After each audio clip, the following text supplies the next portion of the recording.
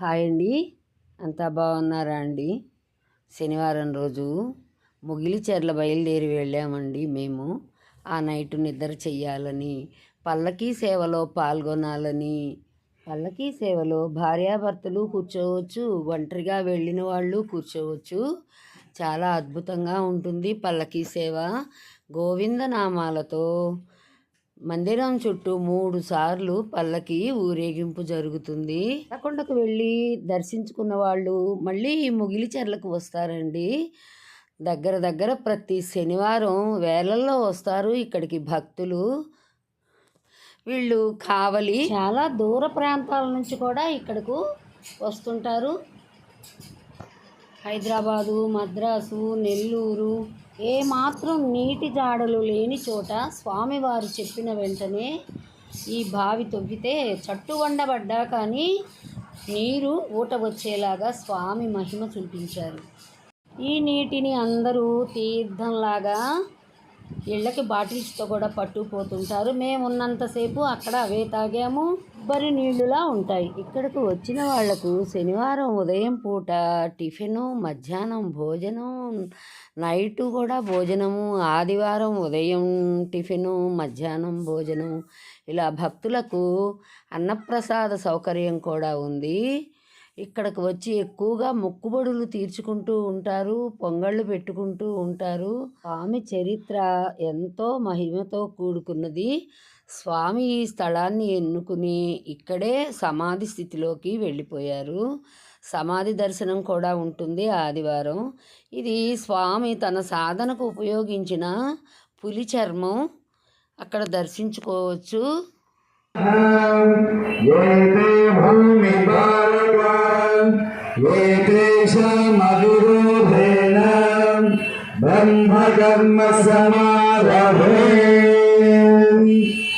వాసం చూడండి, ఎడం పక్క నుంచి వేసుకోండి.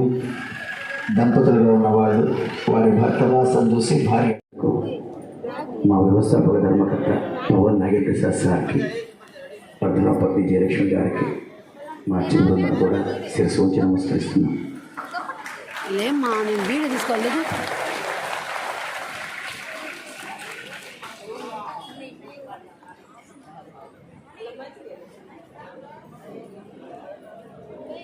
పల్లకీ సేవ పూజలో కూర్చున్న భక్తులను, దంపతులను ఇలా చివరలో పూలతో సత్కరిస్తారు పౌరోహితులు గారు.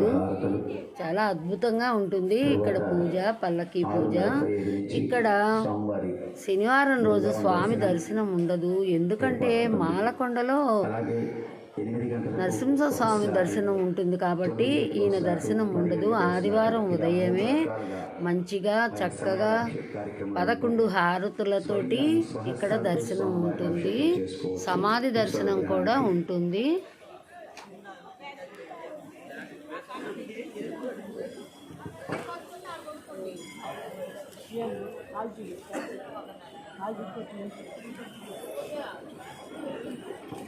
స్వామివారి పల్లకీ సేవ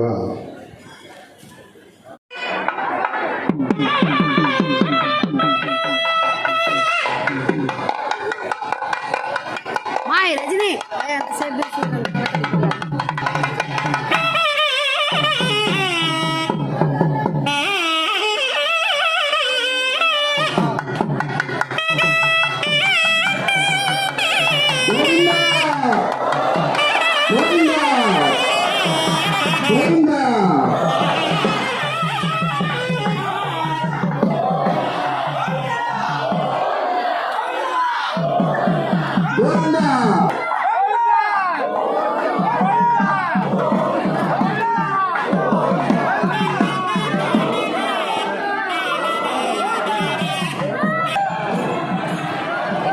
తెల్లవారి స్వామివారికి సుప్రభాత సేవ, 11 హారతులు మనం చక్కగా తిలకించవచ్చు. చీకటితో వచ్చి కూర్చున్నామంటే జపతపాలవి పూర్తి చేసుకొని ఎంతో అద్భుతంగా ఉంటాయి హారతులు కూడాను.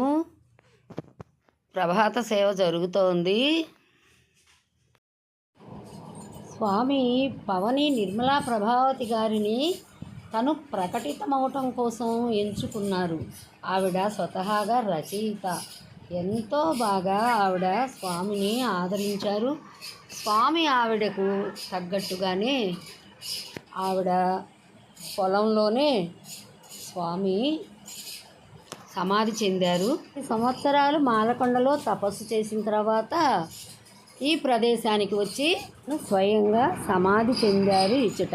ఆమె చరిత్ర పుస్తకం మొగిలిచెర్లలో అమ్ముతారు.